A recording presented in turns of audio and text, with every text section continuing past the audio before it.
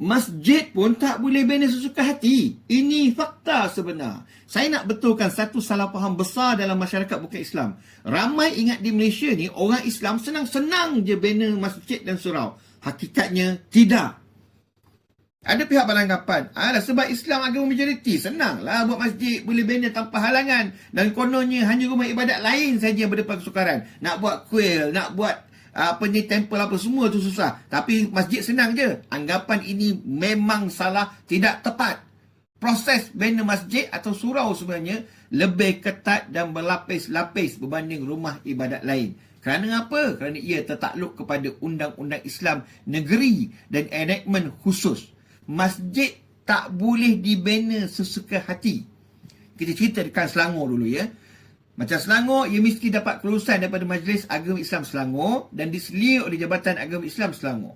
Walaupun tanah sudah ada, jika tidak diluluskan kerana faktor kepadatan karya atau jarak dengan masjid lain, pembinaan tetap tidak dibenarkan. Kebanyakan masjid dibina atas tanah wakaf atau tanah yang dikhaskan oleh pemaju. Namun realitinya, banyak surau lama di kampung atau kawasan settlement awal dibina atas tanah individu atau geran kongsi. Masalah timbul apabila tanah tersebut tidak pernah ditukar status kepada tapak masjid atau surau. Dalam keadaan ini, dari sudut undang-undang tanah, binaan tersebut boleh dianggap sebagai binaan tanpa kebenaran.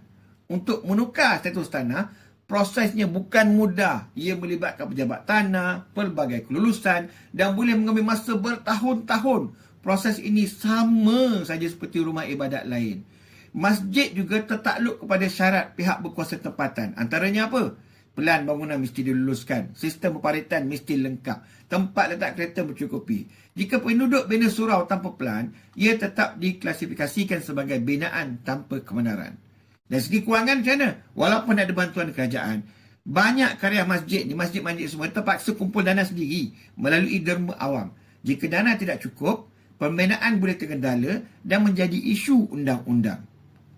Perkara yang perlu difahami, isu binaan tanpa kebenaran bukan isu agama semata-mata, ia adalah isu pematuhan kepada undang-undang tanah.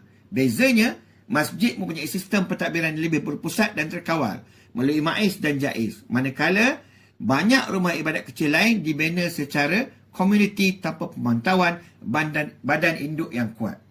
Apabila tiada sistem kawalan jelas, jumlah binaan tanpa kebenaran boleh jadi tidak terkawal. Itulah realiti yang kita lihat hari ini. Saya tekankan sekali lagi, anggapan bahawa umat Islam bebas bina masjid tanpa halangan adalah tidak benar. Semua tertakluk kepada undang-undang, proses dan kelulusan yang ketat.